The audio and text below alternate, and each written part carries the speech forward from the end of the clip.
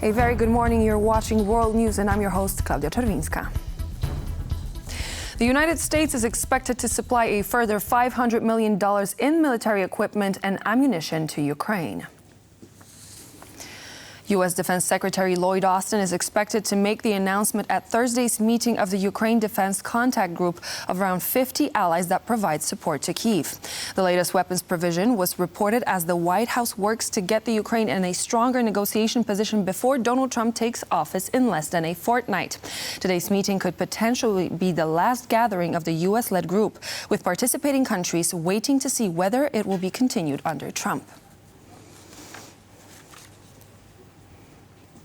In a televised statement, the president of Ukraine, Volodymyr Zelensky, said he will attend the Ramstein format meetings in Germany. According to Zelensky, the Ukrainian defense minister, Rustem Umerov, has already begun high-level meetings with ministers and military commanders. While in Germany, Zelensky will continue seeking a way to strengthen Ukrainian air defense. Tomorrow I will attend a meeting in the Ramstein format. And I am also planning talks with partners at the level of defense ministers and military commanders. Ukraine's defense minister Umerov is already in Germany and has started his first meetings. The key thing for Ukraine is to continue strengthening our air defense, to enable Ukraine to at least drive Russian military aircraft away from our cities and borders. Slovakian Prime Minister Robert Fico has published a video to his social media account accusing Volodymyr Zelensky of damaging the Slovakian economy by not extending a transit deal for Russian gas, which expired at the end of 2024. Stopping the transit of gas through Ukraine, which damaged Slovak national and financial interests, was the reason why I traveled to Moscow. I needed to secure at least gas for Slovakia's domestic needs, which we have done. President Zelensky is sabotaging the financial interests of Slovakia and the European Union, despite the fact that the European Commission clearly states in its official letter that nothing prevents Ukraine from continuing transit, neither European law nor sanctions. In the case of Slovakia, we are talking about damage of 500 million euros in transit fees and 1 billion euros in higher prices. Ukrainian President Volodymyr Zelensky, in his nightly address on Wednesday, expressed his support for Moldova. The words of encouragement follow a recent meeting between the heads of state of the two countries. According to Zelensky, Ukraine is willing to help Moldova with its difficult energy situation by providing coal. Сьогодні я провів кілька міжнародних розмов. Today I held several international conversations. From Moldova, Maia Sandu. The most important thing, of course, is to help Moldova get through a difficult period of energy challenges and prevent Moscow from inciting social tension. The current energy situation in Moldova, particularly on the left bank of the Dniester, is Russia's attempt to manipulate energy resources against the government in Moldova. We are ready to help, including with coal. It is very important to maintain stability and provide all people in Moldova with conditions to live peacefully and work for their country, to overcome poverty and to move together towards the European Union.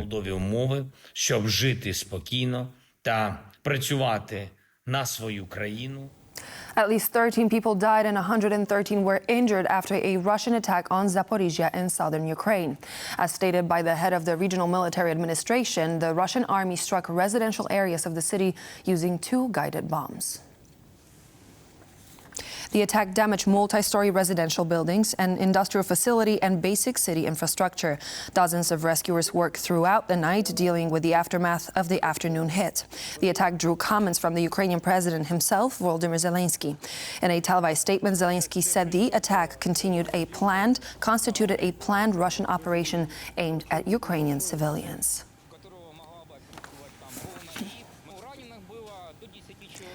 The U.S. has warned that North Korea's involvement in the war in Ukraine has made its soldiers more experienced, potentially making Pyongyang more capable of waging war on its neighbors. According to Deputy U.S. Ambassador to the UN, Dorothy Camille-Shea, at least 12,000 North Korean troops are in Russia, many of whom have already begun fighting against Ukrainian forces in Russia's Kursk region. The United Nations met over North Korea's test of a new immediate-range hypersonic ballistic missile on Monday. North Korea's ambassador to the UN, Kim Song, justified the drills as part of a plan to enhance the country's defense capabilities.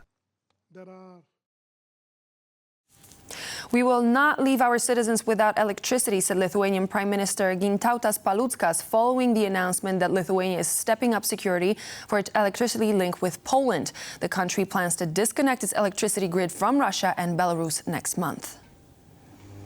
An important moment for Lithuania is approaching. No more electricity connections with Belarus and Russia.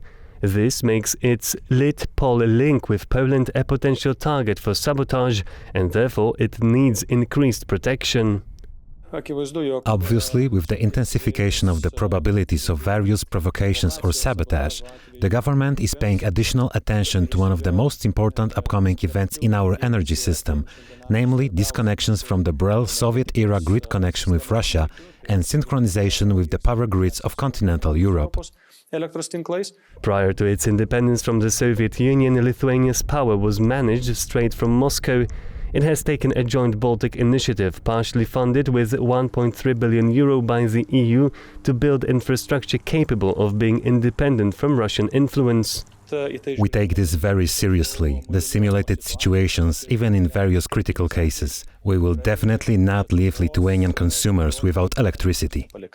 The process, which began in 2018, reaches a milestone on February the 8th, when Vilnius, along with the rest of the Baltic states, disconnect its electricity links with Russia and Belarus.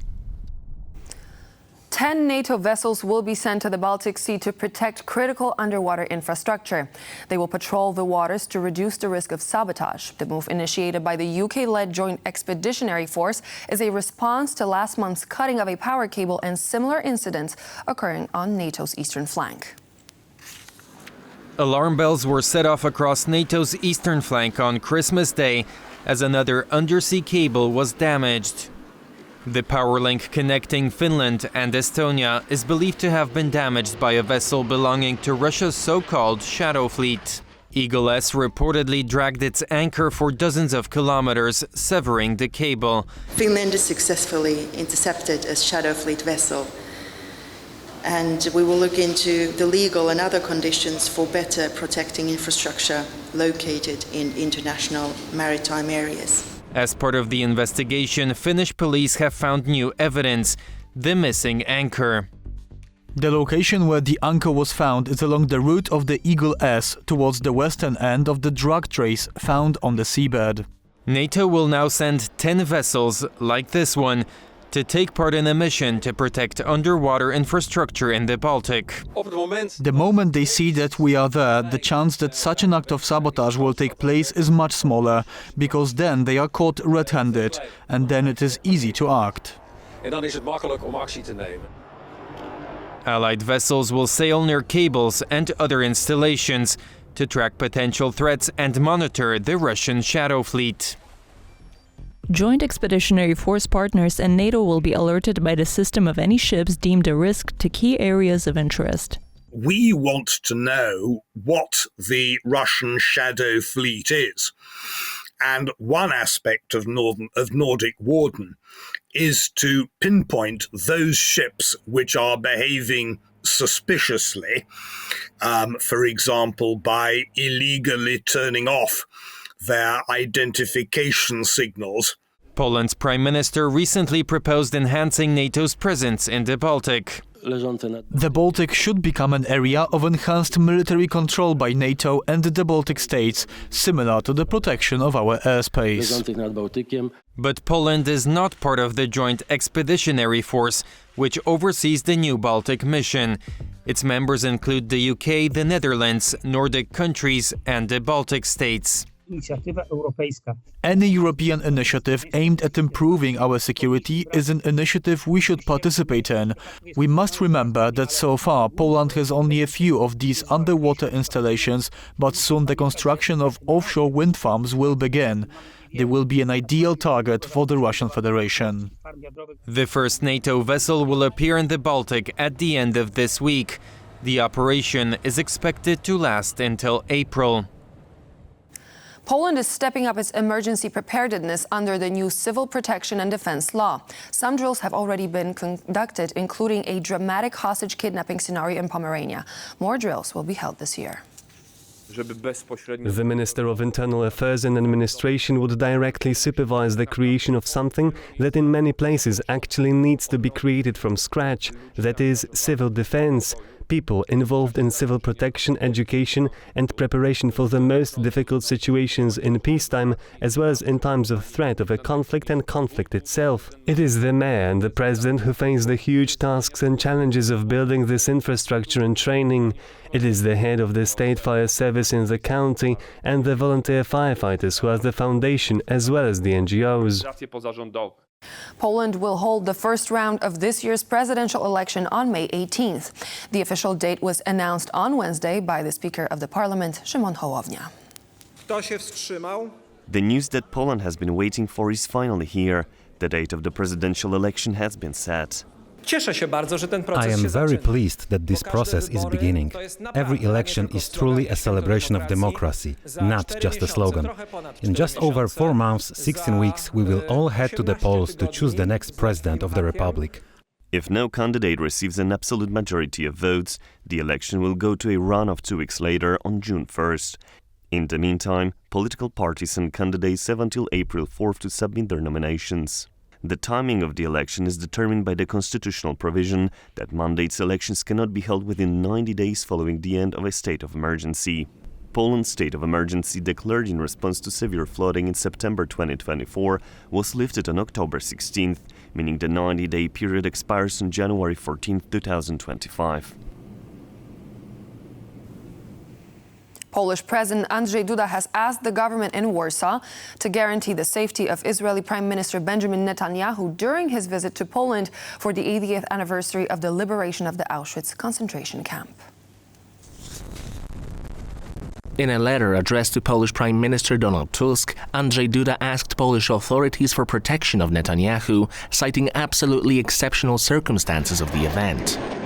The Israeli Prime Minister is wanted by the ICC for alleged war crimes committed in Gaza in his war against Hamas terrorists. The commemoration of the liberation of the Auschwitz death camp are scheduled for January 27th. When asked whether the Israeli Prime Minister will attend the anniversary, a spokesperson for Netanyahu said that he has not received an invitation to the event as of yet. Intense wildfires continue to tear through the Los Angeles area, as 5 people were reportedly killed by the Eaton fire. The fire chief of Los Angeles has called the fires a widespread disaster. Over 100,000 people have been evacuated from the Los Angeles area, including many celebrities, after the blaze spread to the Hollywood Hills. Dry, hurricane-force winds are hindering firefighting operations and keep spreading the fires, which have been burning essentially unimpeded since they broke out on Tuesday. LA firefighters sprayed the flames with water dropped from helicopters in an effort to slow down the inferno's advance.